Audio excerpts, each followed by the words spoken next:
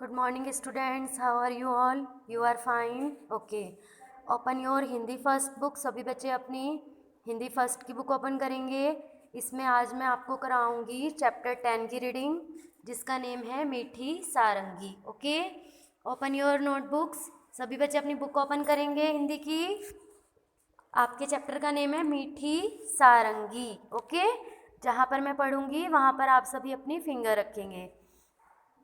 एक गांव में एक सारंगी वाला आया. वह सारंगी बहुत अच्छी बजाता था. रात में जब उसने सारंगी बजाना शुरू किया तब गांव के बहुत से लोग इकट्ठे हो गए. सारंगी की मीठी आवाज़ और सारंगी वाले के बजाने की कला से गांव के लोग दंग रह गए.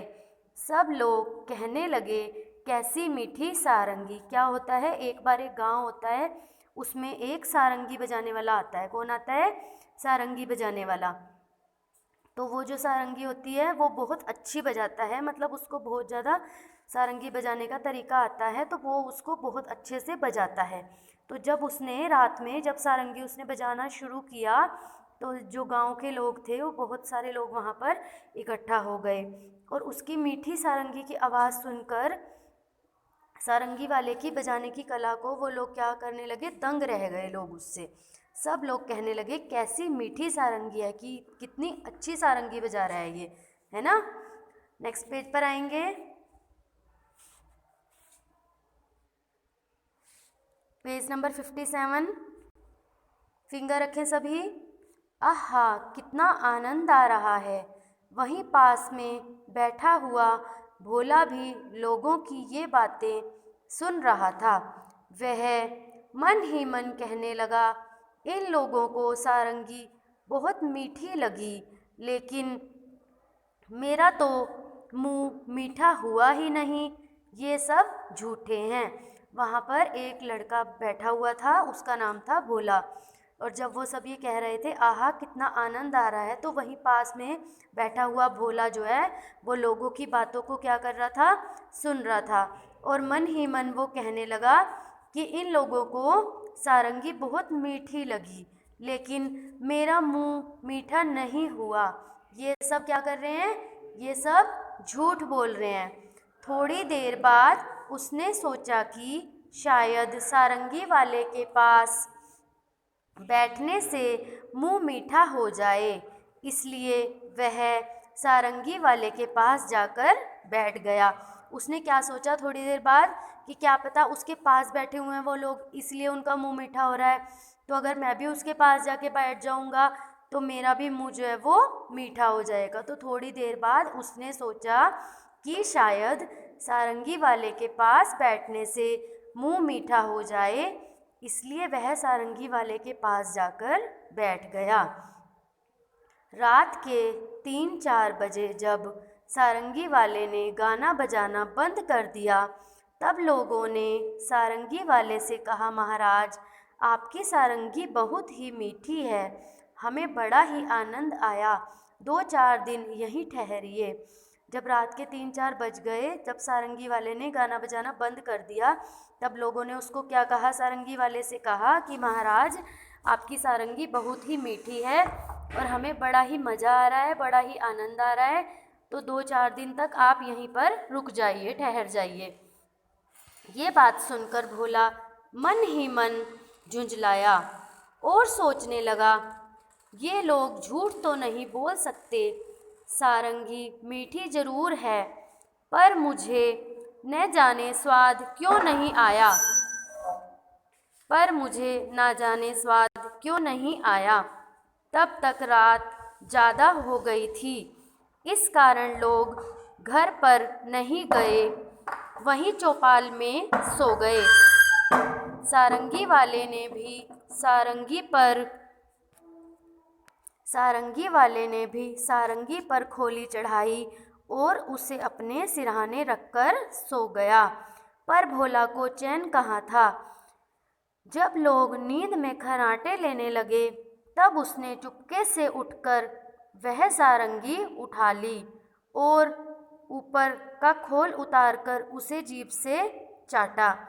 रात के जब 3-4 बज गए थे, जब सारंगी वाले ने गाना बजाना बंद कर दिया था, तब लोगों ने सारंगी वाले से क्या कहा कि महाराज, आपकी सारंगी जो है वो बहुत ही ज़्यादा मीठी है, हमें बड़ा ही मज़ा आ रहा है, बहुत ही आनंद आ रहा है, तो 2-4 दिन तक आप यहीं पर रुक जाओ, यहीं पर ठहर जाओ।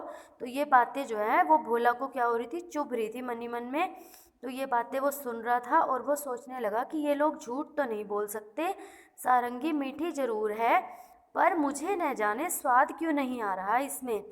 तो तब तक रात ज़्यादा हो गई थी, तो इस कारण लोग अपने घर में भी नहीं जा पा रहे थे, तो वो लोग वहीं पर चौपाल में ही अपने सो गए।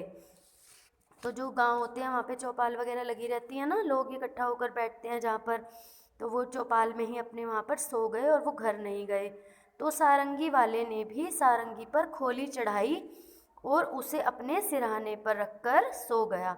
पर भोला को तो तब भी चैन नहीं आया। भोला को चैन कहाँ था। जब लोग नींद में खर्राटे लेने लगे, तब उसने चुपके से उठकर वह सारंगी उठा ली।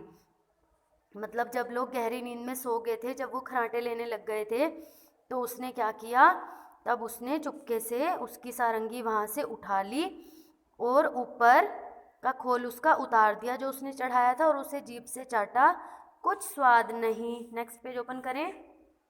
आया। तब उसने सारंगी को खूब हिलाया, तब उसने सारंगी को खूब हिलाया, उसके छेद को मुंह के पास लगाकर मुंह में उड़ेला, तब सारंगी से एक भी मीठी बूंद नहीं निकली। वह लोगों की बेवकूफ़ी पर बहुत ही झुंझलाया। अब की बार उसने सारंगी को गांव से बाहर दूर ले जाकर फेंक दिया। वह लोगों की बेवकूफ़ी पर हंसता हुआ अपनी जगह पर आकर चुपचाप सो गया। उसने क्या किया, उसने जो है वो उसकी सारंगी को उठाया, और सारंगी को उठाने के बाद उसको उसने मुंह से चाटा और उसके छेद के मुंह के पास लगाकर उसको मुंह से उड़ेल दिया और सारंगी को, और उसने ये देखा कि सारंगी में से एक भी मीठी बूंद जो थी वो नहीं निकली। तब वो लोगों की बेवकूफ़ी पर हंसने लगा, झुंझलाया, और अब की बार उसने सारंगी को क्या किया, गांव से बाहर दूर ले जाकर उसने उसको फेंक दिया। वह लोगों की बेवकूफ़ी पर हंसता हुआ अपनी जगह पर आकर और चुपचाप वो सो गया, कि जिससे कि किसी को पता ना चले कि उसने क्या किया है। सवेरा होने पर जब सारंगी अपनी जगह पर नहीं मिली, तो सब लोग और सारंगी वाला बड़े दुखी हुए। लोग कहने लगे, बड़ी मीठी सारंगी थी, पता नहीं कौन ले गया। सवेरा होने पर जब सारंगी अपनी जगह पर नहीं मिली, तो सब लोग और सारंगी वाला बड़े दुखी हुए। लोग कहने लगे, बड़ी मीठी सारंगी थी, पता नहीं कौन ले गया, पता नहीं कौन ले गया। भोला इस बात को न सुन सका और गुस्से से बोला, क्या खाक मीठी थी? मैंने तो उसे अच्छी तरह चाटा था, उसमें जरा भी मिठास नहीं थी। तुम सब लोग झूठे हो और बाबाजी की खुशामद करते हो। लोगों ने पूछा, पर सारंगी है कहाँ?